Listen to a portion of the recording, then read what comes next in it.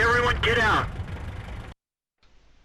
Hello tankers and tankettes, welcome to another of my replays, a light tank replay, and this one's actually slightly older. This is from 0.86, and yeah, I'll go into free camera mode for a minute because there's some familiar names over there. Circumplexus and High Flyer. So this is one from the stream. It was an evening where we had High Flyer in for a little while, and yeah, we were all in our tier 7 light tanks. Both me and Circon in 1375s and High Fly in his WZ131. And this is actually a pretty good matchup considering the tanks we're in. We're tier 7 light tanks and it's a tier 8 battle, so that's pretty sweet. You don't get that often, especially not when there's a platoon of you.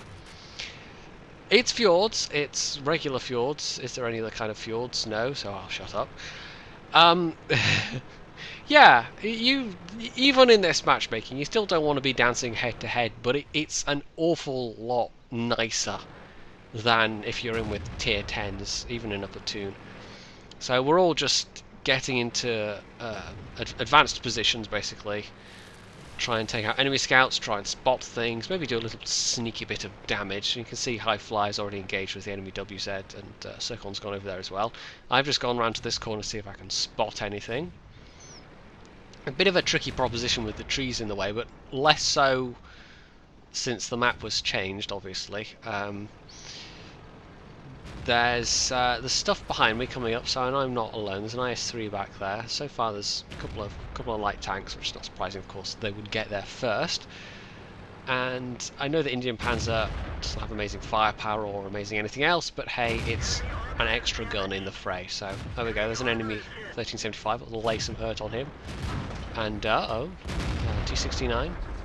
Yeah, sorry about that, Mr. Hellcat. Sometimes when you're backing up in a hurry, you don't always see what you're backing up into.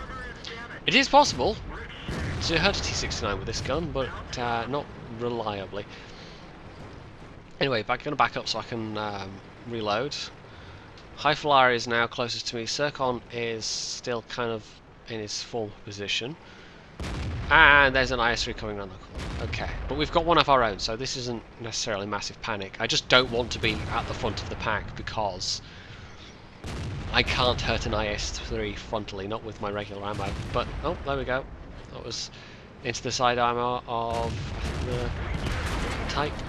And kill the Stuart because thou shalt not suffer a Stuart to live or something. Circle's taking a bit of battering over there, unfortunately, and this enemy 1375 has got his sights firmly set on me. Unfortunately, I am now reloading. This, yeah, this could be tight. Ouch.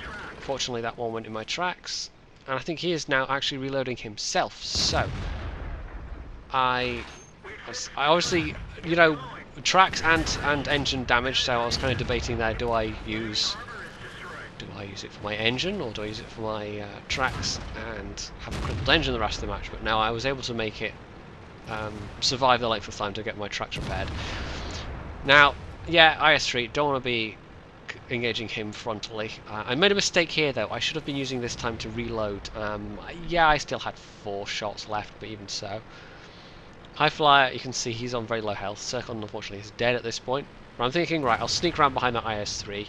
It'll be fine.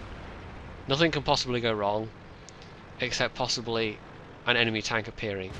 Like, for instance, an Indian Panzer, just for argument's sake. So, yeah, just wasting shots there. I really should have reloaded and had a full clip at this point, but I don't know why I didn't. So that one, fortunately, he doesn't have a massive alpha gun, but still, these are not hits I can especially afford to take. Oh, nice. Second time I've hit an enemy on fire with this in this match. Unfortunately, he's very quick. He has very quick reflexes, so he actually manages to get it put out. And yeah, woo, bit close, bit close. Still reloading. His attention is divided, fortunately, so I can then do this. And yeah, he's in trouble now, because I know my gun's going to have no problem with his armor. There we go. And again, I don't reload. I don't know why I didn't reload. That was a big mistake on my part. I could have had some more tasty damage out of this last remaining IS-3, but still. So there you go. We're pretty much at the end now. It pays to stay alive in a light tank as long as you can, especially the higher tier lights. The lower tiers, if you're in a higher tier battle, if you're in something like an A20 or a Stuart, it's worth staying alive because you might get extra spotting damage and you might help your team out that way. But it's a harder proposition because it's harder to be effective and to be of value to the team, especially some of the tier 4s that get scout matchmaking. But on the whole, that once you get to sort of, especially the French lights, tier 6 and above, just stay alive as long as possible. Don't be afraid to run away, because you really have to get used to that. And I actually went to the French heavy line first. I got the 5100. I did not get it into my head when I was playing that the first time round that you have to retreat and run away and always have a plan of where you will run to.